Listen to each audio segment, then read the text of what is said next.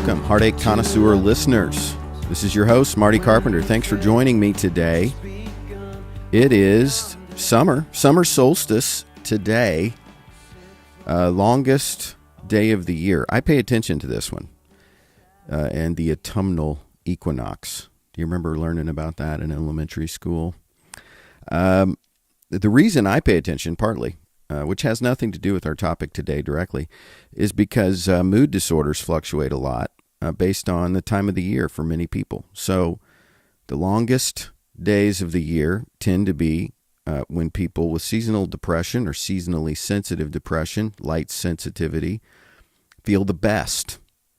And so get ready for the long downhill slide into fall and winter that starts right now.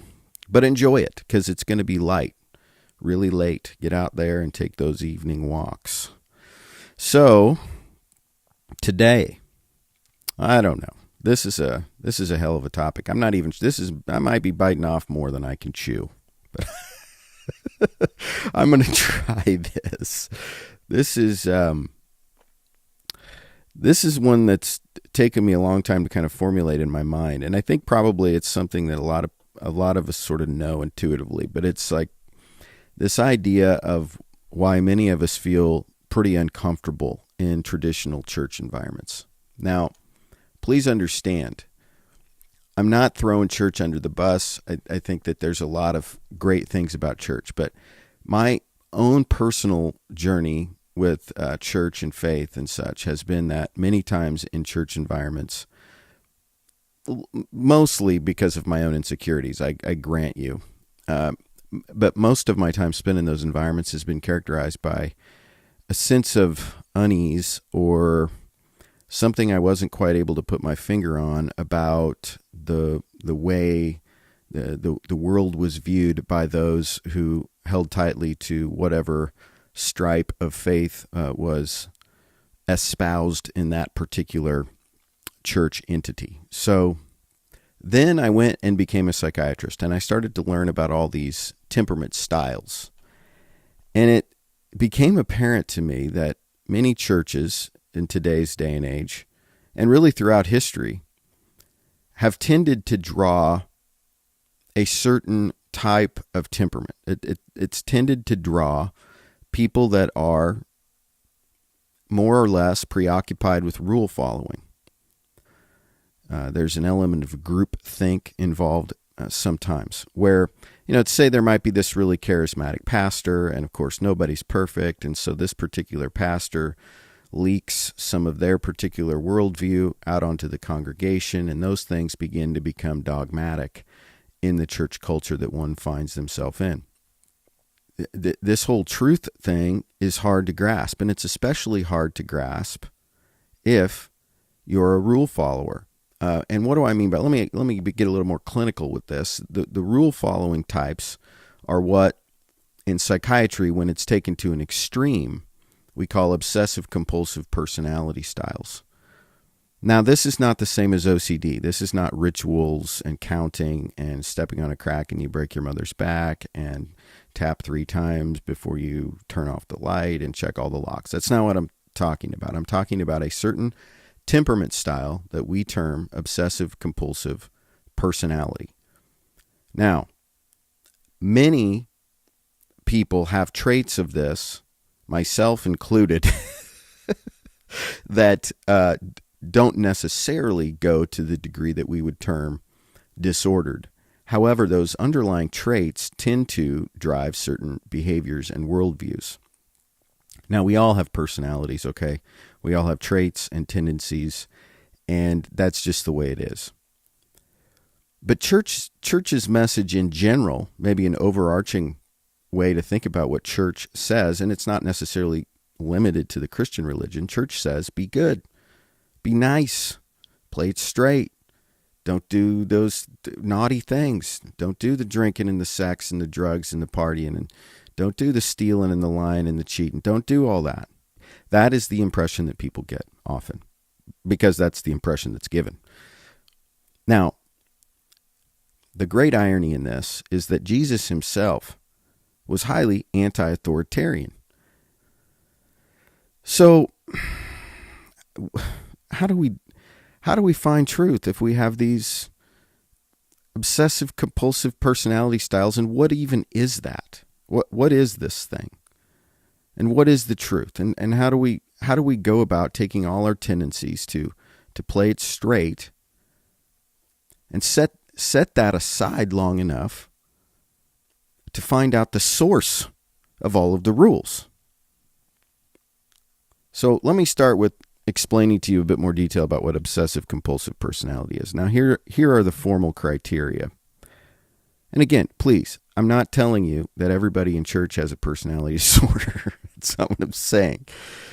But I've noticed that many people in churches tend to select for people who are wired up like this. A pervasive pattern of preoccupation with orderliness, perfectionism, mental and interpersonal control at the expense of flexibility, openness, and efficiency, beginning by early adulthood and present in a variety of contexts, as indicated by 4 or more of the following criteria: details, rules, lists, perfectionism, excessively devoted to work, over-conscientiousness, unable to throw things out that are worn out, unable to delegate, miserly spending style, and a general sense of rigidity and stubbornness. I mean, Saturday Night Live had a character based on this called the Church Lady. Isn't that special?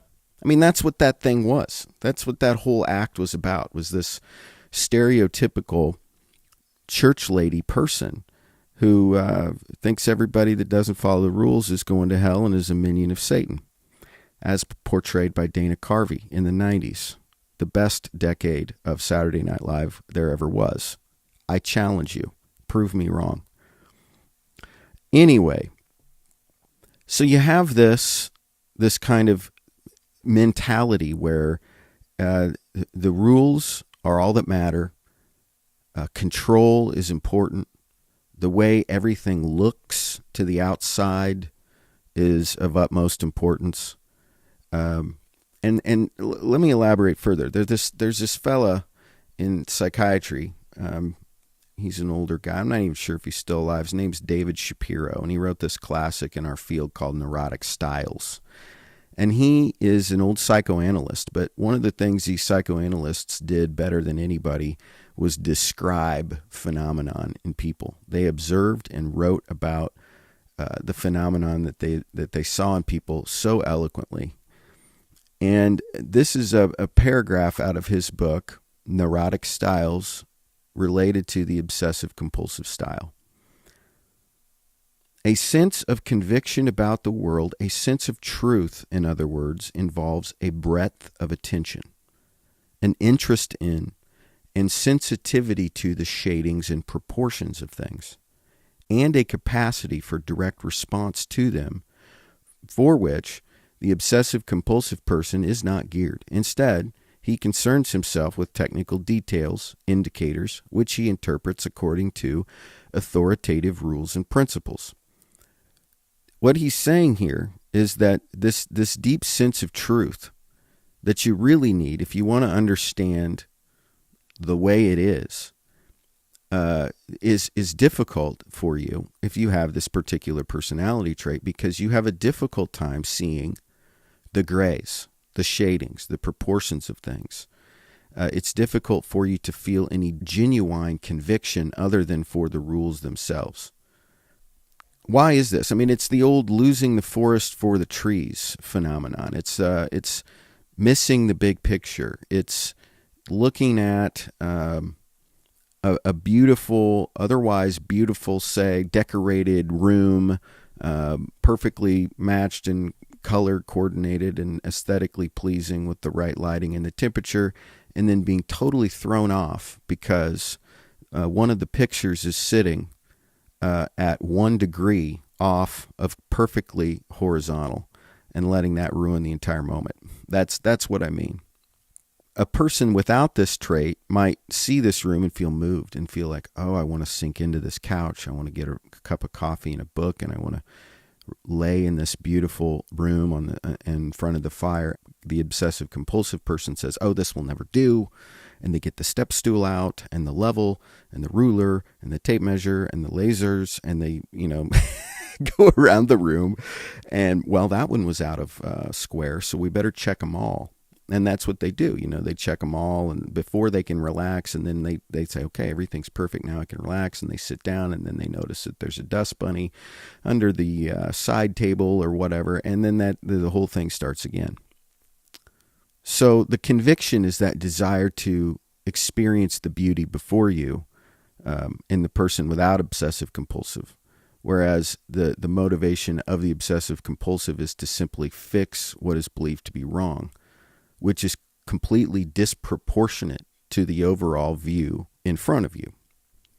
And so if you got a whole church full of people like this, and they're all trying to figure out what the rules are, and this is the other thing that obsessive compulsive people do, is that they tend to try and find out what other people think, and they use external parameters to guide their decision making.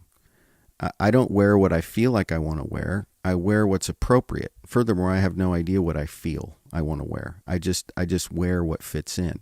I don't really know what I believe, but I know what's acceptable to believe in the situation that I find myself in. Therefore, this is the set of principles that I believe. In this particular church, with this pastor and these leaders and this time and place and the political climate, these are the things that we believe. So therefore, I believe them too. Period. And so then you get dogma. What is dogma? Because you hear this a lot. People are like, I don't like dogma. Well, me neither. I'm not sure God's a big fan of it either, to be honest with you. So dogma, from a psychoanalytic perspective, is really a defense against conviction. This is what David Shapiro says when he elaborates further about this obsessive-compulsive personality style. A paradox appears at this point in the symptomatology of the obsessive-compulsive. As far as conviction is concerned, he is characterized symptomatically by two outstanding features: doubt and uncertainty on the one hand, and dogma on the other. Dogma arises in order to overcome doubt and ambivalence and to compensate for them. An essential similarity between dogma and doubt becomes apparent if one asks what feature of the normal person's attitude toward matters of fact is conspicuously absent in both of these. In other words, what's missing in the person driven by dogma or obsessional doubt? It is that feature I have suggested that is absent generally from the obsessive-compulsive's experience, a sense of conviction and the whole dimension of interest in real truth. Are you following me? So what I read here is that the stance of dogma is it's comfortable. It's comfortable. I know what it is. It's concrete. I can point to it. I know the rules. I know what's expected of me. I know how to behave. Conversely, obsessional doubt is also comfortable in a way. I don't have to believe anything because it's all silly, and only a fool would base their life around any of this. And really there's going to be another layer of dogma underneath that line of thinking too that's going to involve probably principles based in the sciences and humanities and humanism and postmodern nihilism, right? I mean, it's going to become about some other set of rules. And that's why these arguments between science and religion are all cattywampus, is because everybody is just entrenched on one side or the other, arguing a bunch of details that don't really have anything to do at all with the pursuit of beauty and truth. It seems to me. And what does Jesus say about this? So the people of his day, I think, that symbolize the modern day obsessive compulsive types we find in many of our churches, is the scribe and the Pharisee. Woe to you, teachers of the law and Pharisees, you hypocrites! You are like whitewashed tombs, which look beautiful on the outside, but on the inside are full of the bones of the dead and everything unclean. In the same way, on the outside you appear to people as righteous, but on the inside you are full of hypocrisy and wickedness. I mean, that sort of sums up his take on it. Now, of course, Jesus loves these people, and he goes on later, he's like, for millennia I've longed to gather all y'all up under my wings, like chicks under the wings of a hen, but you won't let me, basically, because you're so preoccupied with all the rules and the appearances. Jesus' message is about washing the inside of the cup, not the outside of the cup. And the obsessive compulsive mindset is all about the outside of the cup. Now, I have empathy. The reason that people do this is because they're defending against pain. Often they're defending against looking inside and really getting in touch with those whitewashed tombs. What's in them? Those dead man's bones buried down in there. It's hard. It's hard to dig all that up and look at it. And I understand that. I have a deep concern when many of the people I know, myself included, who have a genuine desire to pursue God and find beauty and live a life of meaning, purpose, driven by truth, they just don't feel at home in church. There's just not a heck of a lot of motorcycles in the parking lots of churches. It's mostly minivans and Honda Civics. And I drive a Honda Civic. And I own a minivan. You know what I mean? There's not a lot of people with a lot of body piercings and ink. There's not a lot of people on the fringes and the margins. There's really not a lot of the poor. Frequently, there are not a lot of people of color or alternative ethnicity or differing sexual orientations. These people seem to be missing from many of our churches today. Why is that? Because those are exactly the people that Jesus went and talked to.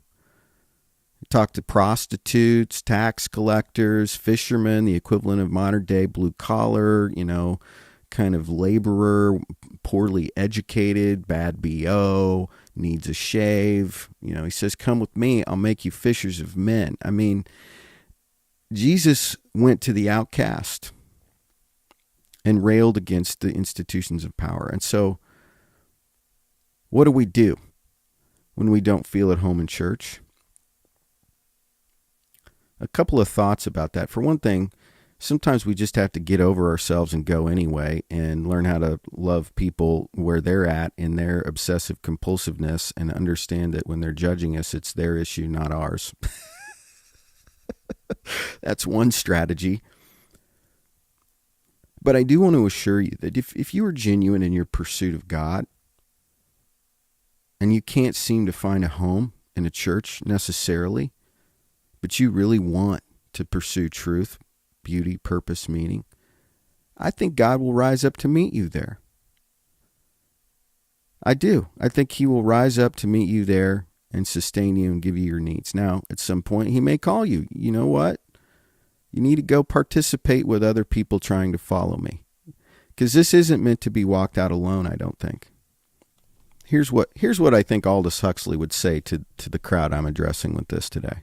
He'd say, for those of us who are not congenitally the members of an organized church, who have found that humanism and nature worship are not enough, who are not content to remain in the darkness of ignorance, the squalor of vice, or the other squalor of respectability, the minimum working hypothesis would seem to run to about this: that there is a Godhead, ground, Brahman, clear light of the void, which is the unmanifested principle of all manifestations.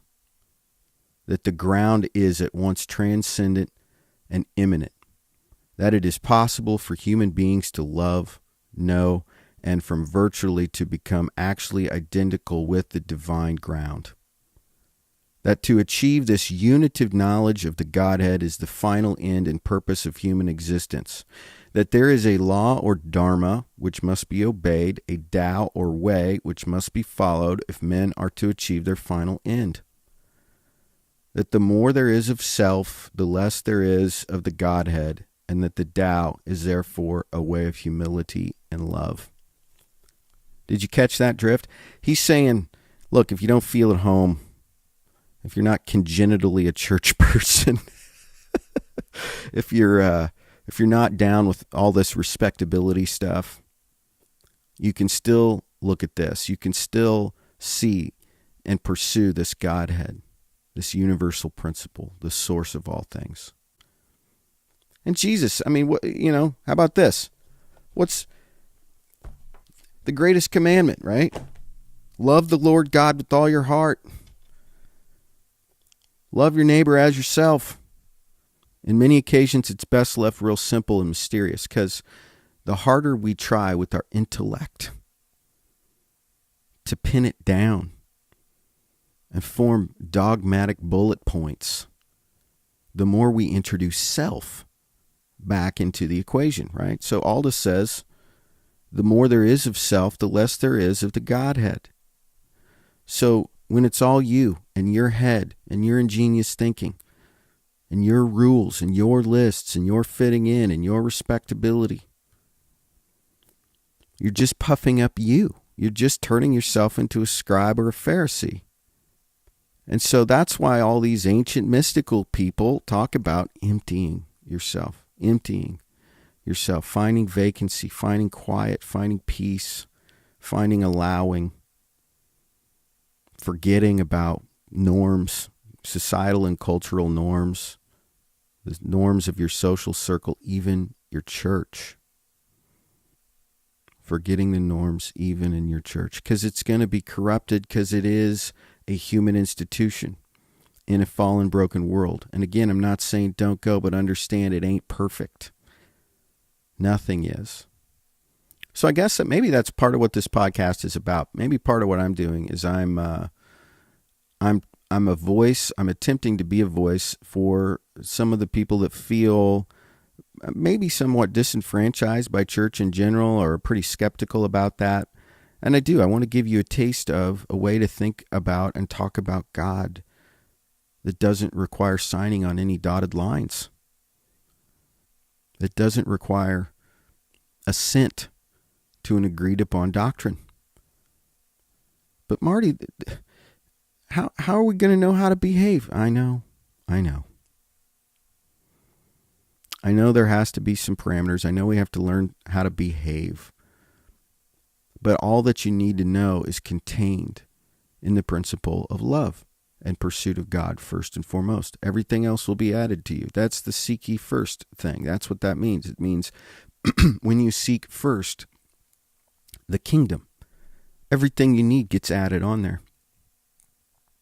You are never expected to do it right. Doing it right is what gets in the way oftentimes.